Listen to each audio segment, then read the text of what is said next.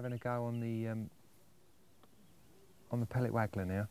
I'm using a Spro 11-foot power pellet to a Spro Red Arc loaded with 4-pound mainline, and I'm using a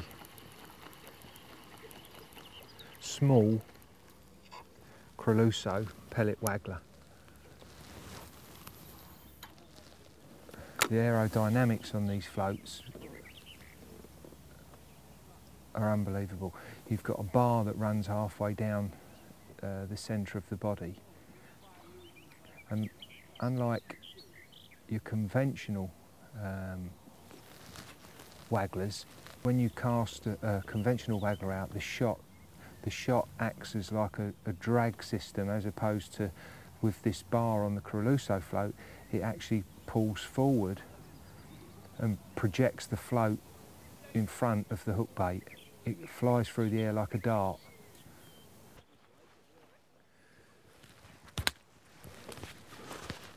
The art of this pellet waggler fishing is to keep the bait moving continuously. It's feed, cast, feed, cast, feed, cast. You're trying to achieve bait continuously falling through the water, therefore your hook bait needs to be falling through the water. 5-swan pellet waggler, and the adapter's got a T-bar, a weight at the bottom with a T-bar. You just simply attach 2 bits of silicone to the T-bar. I always use a swivel on the hook length for my wagglers. I just pull the silicone down over the top of the swivel, and that locks it all in place. If I wanted to fish it any deeper, all I'd do is just pull it off the swivel and move it up to whatever depth I require. They come in 5 different sizes now. They fit any waggler, pellet waggler or conventional deep waggler. That all your shot is loaded around the base of the float like so. Ever so neat, ever so simple to use. I'm continuously feeding. Seems to be every time I let go of the rod, the float goes under. I just lay the catapult across my knee, just so as I can drop the bait in, ready for the next pouch full. I'm using the commercial fishery 8mm strawberry pellet. Hair rig band just simply pulled over.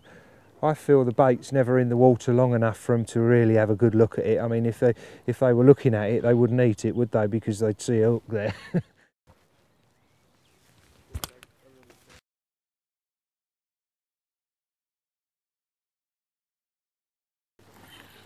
There we go. It's actually maybe a little bit bigger than I thought. Again, this Spro Power pellet rod, quite a powerful rod. Quite a powerful rod, but very, very, very through action. And again, I've got the reel on anti-back wind, but I'm quite confident I'm not going to lose this fish because I have the front drag set.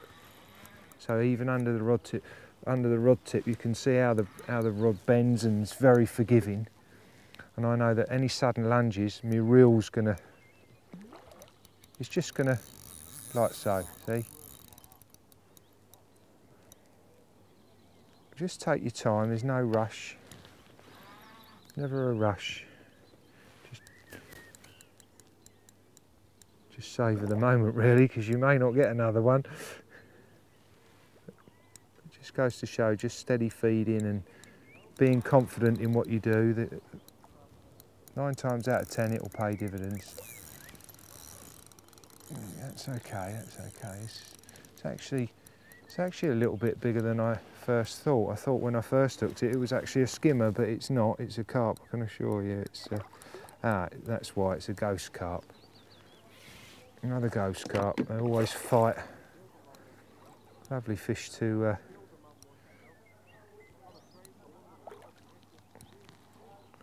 yeah, one of Andy's ghosties, as they say. And that is a typical waggler fish. Patience and work rate. Beautiful. I'll put him back now.